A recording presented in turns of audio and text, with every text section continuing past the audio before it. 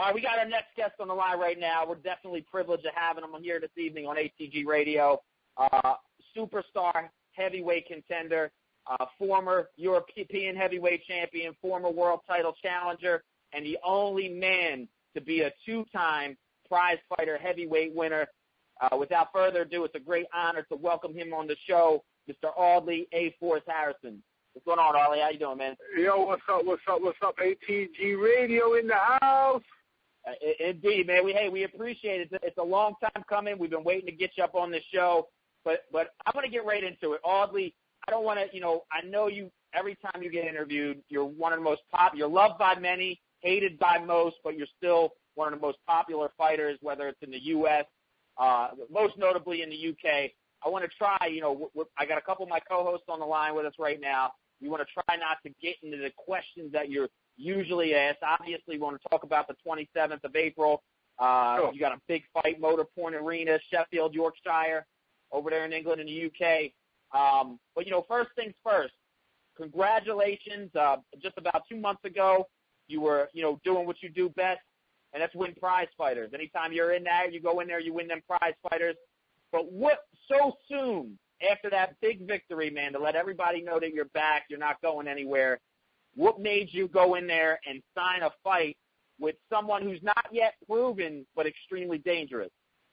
Well, what it is that obviously after the David Price knockout, last year, I've been out of love with boxing for a little while. 2004, when I came to America, I kind of fell out of love with boxing because I was my own promoter, my own manager, and I kind of got it taken away from me. It kind of broke my heart, to be honest. So when I came to America, I kind of was like a little disillusioned. Even though I was unbeaten, Ring Magazine had me as the future of the heavyweights. Once I lost to Danny Williams, my first fight, I wasn't able to get my mojo back, and I was like searching, trying to get my love for boxing back. And I announced in 2012, hey, listen, I'm back in love with boxing. And so I came back. I'd been out, the David Haye fight, that was terrible for me. And so I came back 2012. I'm like, look, I'm back in love with boxing. I beat up Ali Adams, didn't really have a great camp. So I'm ready to bite off some big steak. And I said, David Price, they were regarding him as the next big thing. I said, I'm ready for David Price. I had a great camp. I actually had Deontay Wilder in camp with one of my guys. I wanted to test myself again. I was being competitive. But the bottom line is, anybody who knows anything about boxing knows if you've been out for almost 2 years, ring rust is a real thing. It's real. It's not fake. And so my sharpness wasn't quite there. My reflexes wasn't quite there. And then just, you want to make God laugh, tell him your plans.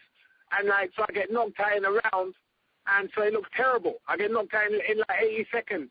But for me, I'm like, okay, if I can keep my motivation, keep my passion, the results are going to change because the stuff that I was doing in training camp was real. So I'm like, you know what, I need to just test it one more just to make sure that have I got it or haven't I? Because I feel like what I've done in camp, I got it. I just got caught by a stupid shot with David Price, but that's okay. That can be rectified. So that's why I went straight back to work with Prizefighter. I wanted to show what I got left. At least if I'm going to lose and leave boxing, at least let me leave it knowing that all my tools are mentally, physically, everything's ticking the boxes, and then I just got beat by the better guy. So that's why I came back. And I showed in Prizefighter, the guys in Prizefighter, Derek Rossi, Travis Walker, Timo Hoffman, Albert Sanoski, all decent gatekeepers. None of them were real black bums. They were like decent gatekeepers. And I showed, what was so impressive, what I showed in Prizefighter was I showed that not only did I win it, but I showed that, shit, this guy ain't on this level. I showed that I was above that level. And above that level of the gatekeepers is welcome. Hello? Yeah, no, we're here. I don't know. Yeah. I had an invalid option coming. So I showed that I'm on world class. So I'm like, after Prizefighter, I'm like, look, I'm looking for somebody in the top 10. I am looking for somebody in the top 10 because I want to make it or break it because I'm ready. My learning curve, I'm 41, but my learning curve is over. As crazy as that sounds to some people, but I'm a complete fighter. And so every time I've got knocked down, it's just been part of my journey, part of my learning curve. I'm like, okay, what went wrong? Is there a lesson to be learned? Okay, learn the lesson, get back on your horse, keep going. It's like perseverance. So I'm like, I spoke to Matchroom. I'm like, look, I'm looking for some big steak. Who can I get in the top 10? And, there was no one really in the top 10 as an obvious 100% choice. A guy called Lucas Brown, the guy who's now fighting James Toney, they were calling me out. I'm like, look, beating this guy up, nobody knows who he is. It ain't going to really make sense. I was considering it. And then, just like what you put into the universe, Deontay Wilder, I get a phone call and say, hey, how about you and Deontay Wilder in Sheffield?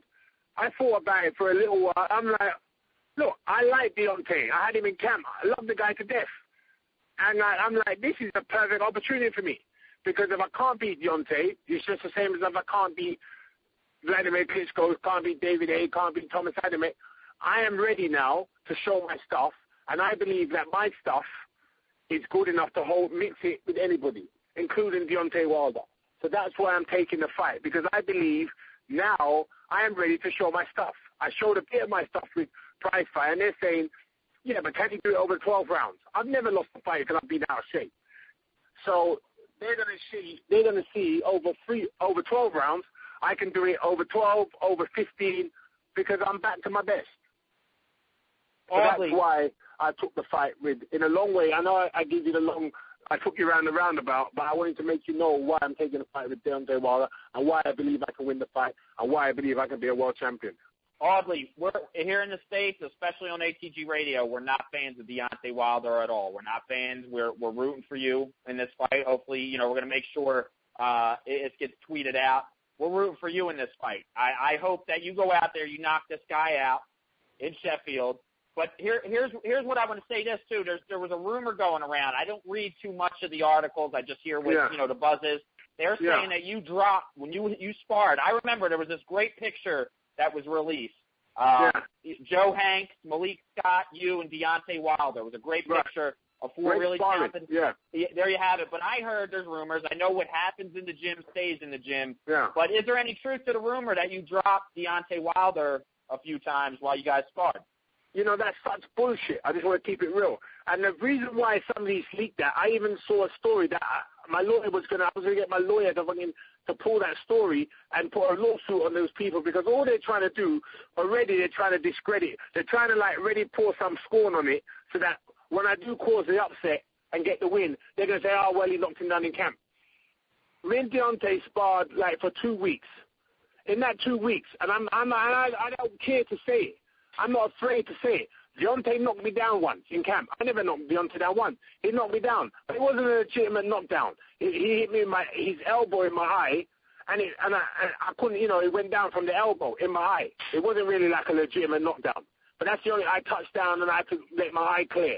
And in fact, with the David Price fight, that put me out of training for 10 days because my eye was actually bloodshot. And I was kind of bad vision for a little while. I couldn't see. So I almost pulled out with the David Price fight, so that kind of affected my preparation for that fight, not making no excuses about the outcome. But I'm still saying, I never knocked him down in camp. He gave me tough work. And you got to imagine, I had 3 of them. Joe Hanks was giving me good work, and Malik Scott. So I was doing 4 rounds. In the end, I done 4 rounds, 4 rounds, 4 rounds. I finished up doing 12 rounds. But it was tough work. So I know how tough the fight's going to be. Whether you're a fan of him or not, I appreciate that you're giving me the love. But let me just tell you what Deontay Wilder is, because I've seen him in the gym. What he is, he's inexperienced because he doesn't have the fundamentals, but he's from Alabama. And them kind of guys, like a Holyfield, they breed them kind of guys tough. He wants to have a fight. You talk to him about keep defense and technical stuff. That kind of goes over his head. But he ain't a coward. He's made of tough stuff. So when he's asked to go deeper, trust me, he's going to go deeper. But he's still going to be found wanting. But he's going to go deep. He ain't going to surrender. He don't want to lose his unbeaten record. And he's a man who's going to stand up and fight. So I'm in for a tough night. But I know I'm going to prevail because I have to prevail, just like the Olympics. But Deontay Wilder, he's going to show his stuff because that's what he's made of. I've seen his inside. I've got a lot of love for him. I've got a lot of respect for him. It's a shame I'm going to have to dent him to get to where I need to go to. But it's okay. Vladimir Klitschko lost to Russ Puri early on. Leonard Slivich lost to Oliver McCall. I lost to Danny Williams and David Haye and numerous other people.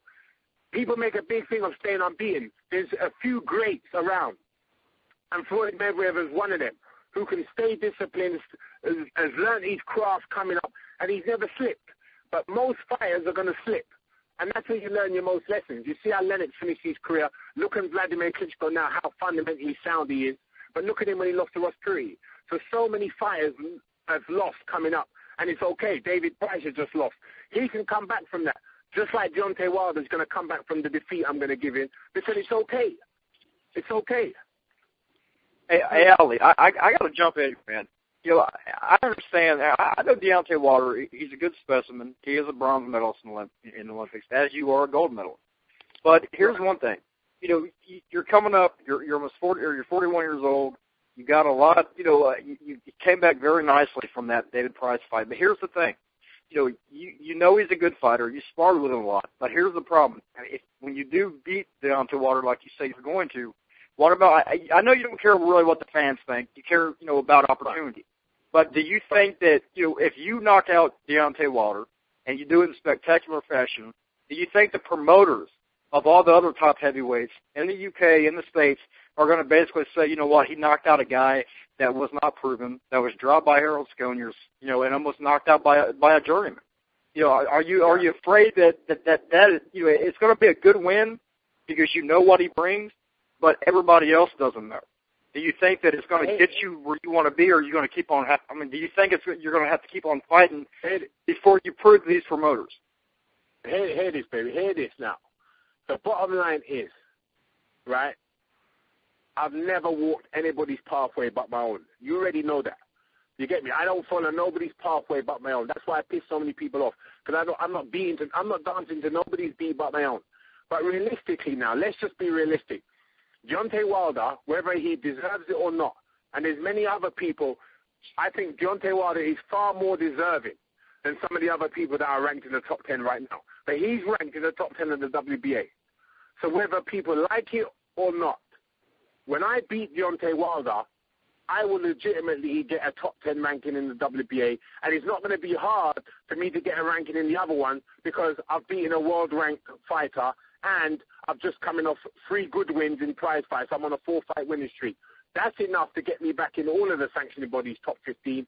But definitely WBA, I will be in the top 10. And definitely Mr. Povetkin, I will be in line to challenge him as a voluntary. So whether they like it or not, I'm moving forward. And I'm not saying, the last time I fought for the WBA, the reason why I'd love the WBA, because the last time I fought for the WBA, I didn't do myself justice. So obviously I want to rectify that.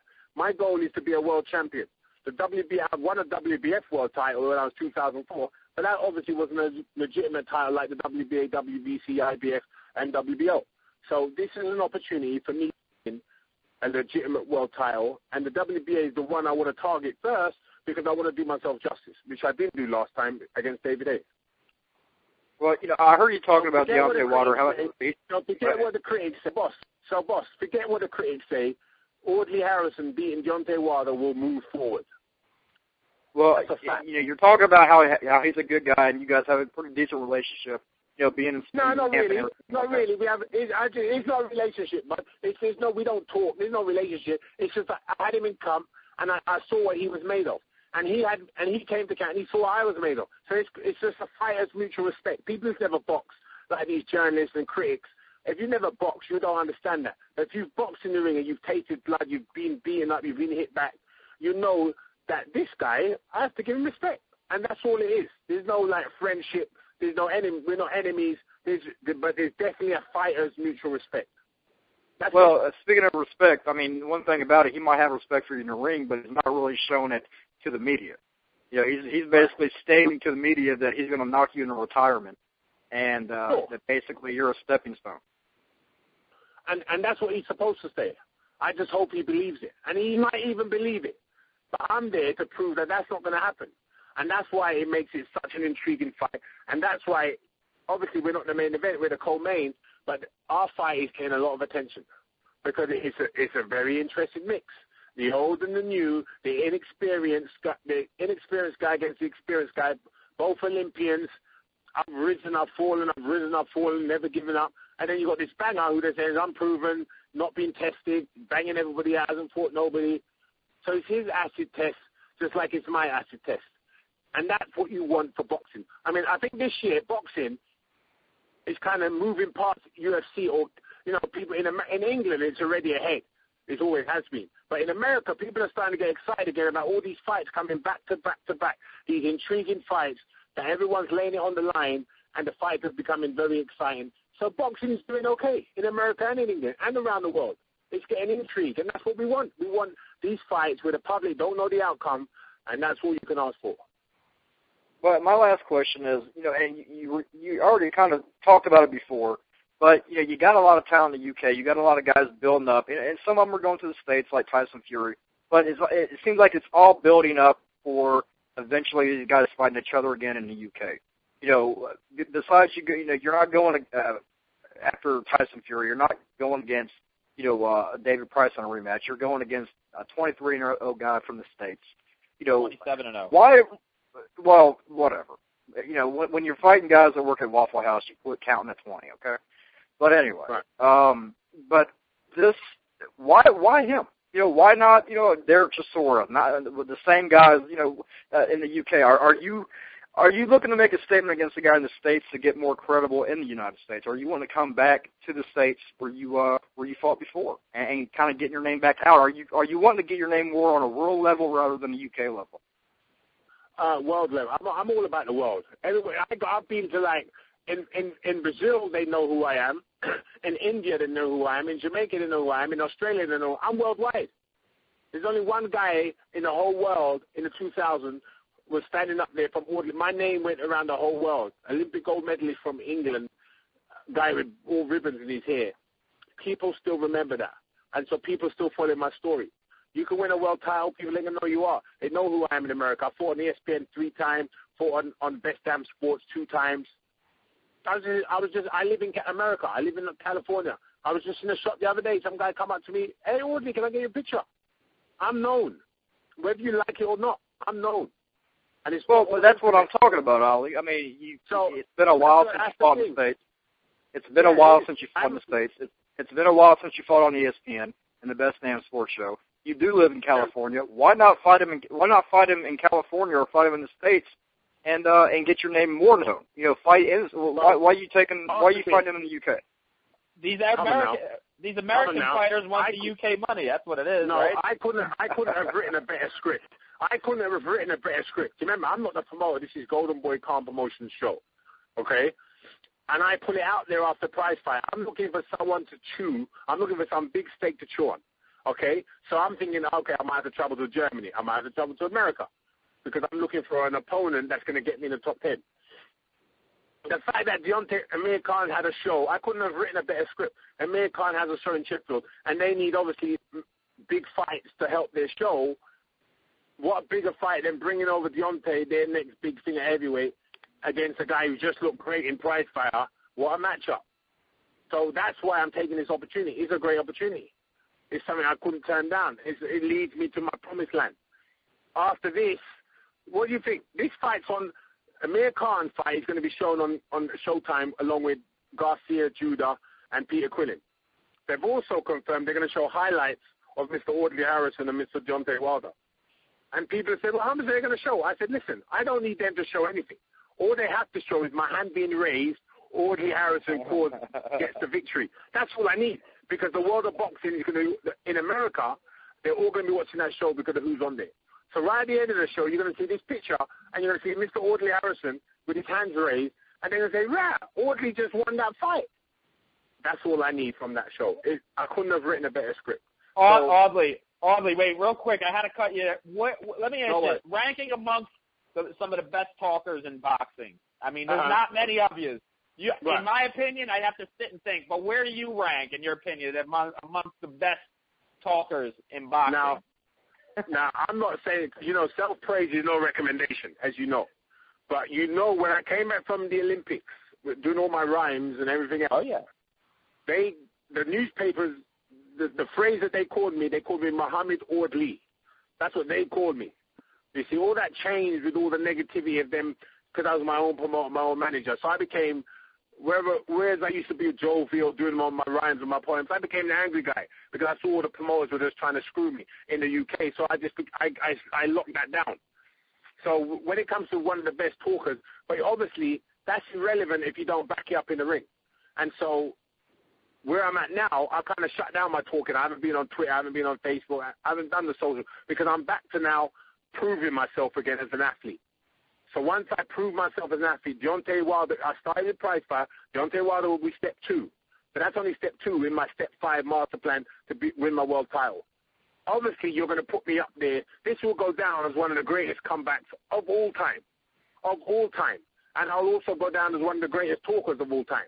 But you have to back that talk with results and with performances. So just so you know, the amateur game, in the amateur game, I'm regarded as one of the best amateurs that ever done it from England. Olympic Games gold medalist, Commonwealth Games gold medalist, 2-time national champion, Liverpool multi-nations gold medal. I won pretty much everything I could win as an amateur, so they got me down as one of the best amateurs ever. Plus, I also the catalyst that got us lottery funding, Olympic funding that made, like Anthony Joshua, James DeGale, all those people, they were funded because of my results from the Olympics, Sydney. So I'm regarded as one of the most influential amateurs boxers. But in the amateur game, I had a lot of failure where I flopped just like I've done as a professional. I never gave up on myself. I persevered, just knew it was part of my journey. And like I said, how I ended my amateur career is one of the best amateurs that done it. My professional career is mirroring my amateur career. So I can tell you now that my professional career is going to end just like my amateur career. I will achieve my goals and I will walk away or ride away on that white horse being one of the best amateurs that done it. And one of the best pros that done it. Because I'm going to achieve that world title, and just how low I've gone, for me to win a world title, it's going to go down as one of the greatest achievements from a British sportsman, a British boxer. No doubt in my mind. Audley, I don't know how anybody can dislike you, man.